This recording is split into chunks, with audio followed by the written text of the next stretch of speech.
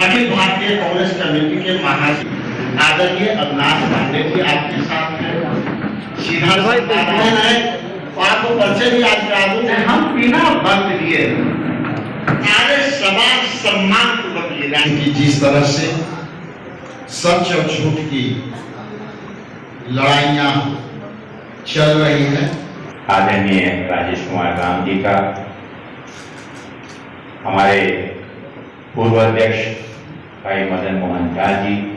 पूरे देश में जो एक आज का वर्तमान सच और झूठ की महाभारत जो चल रही है, पुरुषोत्तम दास टंडन जी, आचार्य नरेंद्र देव जी और आदरणीय रफी अहमद किदवई जी, पंडित जवाहरलाल नेहरू जी ने देश के स्वतंत्रता के आंदोलन में एक मीडिया हाउस की स्थापना की। मैं जानकारी आप इसलिए दे रहा हूं साथियों कि आज अगर हम देखें कि नेशनल हेराल्ड के बारे में जिस प्रकार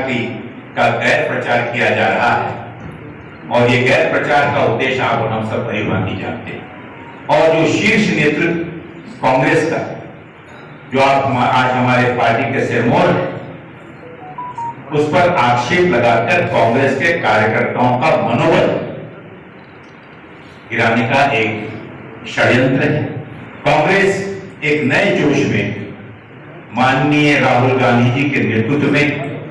आदरणीय मल्लिकार्जुन खड़गे जी और आदरणीय प्रियंका गांधी जी और हमारी सर्वोच्च नेता आदरणीय सोनिया गांधी जी के मार्गदर्शन में जो एक शुरुआत पूरे देश में करने जा रही है, पिछले 11 सालों से सफलतम तरीकों उसको मानते हैं कि जनता की आवाज को, जनता की समस्याओं को या जिन उद्देश्यों को लेकर जिस पर विश्वास रखकर इस देश की जनता ने उन्हें सत्ता सौंपी है, उस मोर्चे पर, हर मोर्चे पर पूर्ण रूप से नाकाम होने के बाद प्रमुख उद्देश्य था कि इस देश के लोगों तक सच्चाई पहुंचाकर अंग्रेजों की उस हुकूमत को उखाड़ देखने के लिए जो लाखों स्वतंत्र संग्राम सेनानी थे, इस देश की जनता थी, उनको इन पत्रिकाओं को बैन कर दिया, जो जाके इतने घबराए हुए थे कि 1945 में ये उन्हें बैन हटाना पड़ा। राजा से लेकर रंग तक पूर्ण विश्वास के साथ में, स्वाभिमान के साथ में, निडर होकर, स्वतंत्रता के साथ यहां पर रह सके और अपनी भावनाओं को व्यक्त कर सके। धमकाने का और उसके माध्यम से देश की जनता को फिर एक संदेश देने का प्रयत्न कर रही है, जहां पर कि अपने सबसे प्रिय और अपनी पसंदीदा जो उनकी आपराधिक संस्था है, जिसे मैं कहता हूं कि हमारी आपराधिक वसूली मशीन, जिसको मैं कह सकता हूं, या दूसरे शब्दों में कहें तो आज खुले रूप से सब लोग जानते हैं कि आज की तारीख में इस देश का प्रवर्तन विभाग ईडी भारतीय जनता पार्टी का, मोदी जी का, अमित शाह का एक इलेक्शन डिपार्टमेंट बन के रह गया है। उन्हें उसका डर धमकाकर, और जिस समय वो कांग्रेस पार्टी छोड़कर अगर भारतीय जनता पार्टी में आ जाते हैं तो एक वॉशिंग मशीन के रूप में वो पवित्र हो जाते हैं। 98% केस वो हैं जिन पर आज तक न निर्णय हुआ, लेकिन जो केसेस जिन पर हुए हैं वो सभी राजनीतिक प्रतिद्वंदी, विपक्ष के नेता या विपक्ष के वो लोग हैं जिन्होंने देश की धरोहर है, जिसकी स्थापना माननीय पंडित जवाहरलाल नेहरू जी ने की,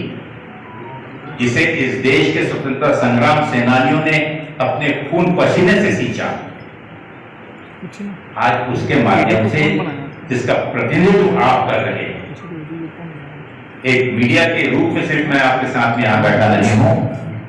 लेकिन मोदी की आंख में आंख डालकर, चाहे वो पार्लियामेंट हो, चाहे वो सड़क हो, माननीय राहुल गांधी जी, और उस समय भी उनने जो आश्वासन दिया था साथियों, वो खतरा आज भी टला नहीं। कहना मैं ये चाहता हूं कि आपके माध्यम से, मीडिया के माध्यम से, नेशनल हेराल्ड एक ऐसा सिंबल बना हुआ है इस लड़ाई का। वो नेताओं की लॉन्ड्रिंग करते हैं आजकल भारतीय जनता पार्टी ईडी के माध्यम से, जितने भी कुकृत्य करने वाले देश के नेता हैं उनको लॉन्ड्रिंग कर मदद सहयोग ऐसी संस्था के माध्यम से जहां पर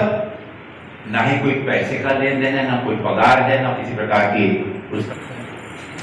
ये संपत्तियां दिल्ली, पंचकुला, पटना और इंदौर, और इसमें बता दूं सिर्फ एक ही जगह प्रॉपर्टी है जो कि फ्री होल्ड है, वो है लखनऊ की।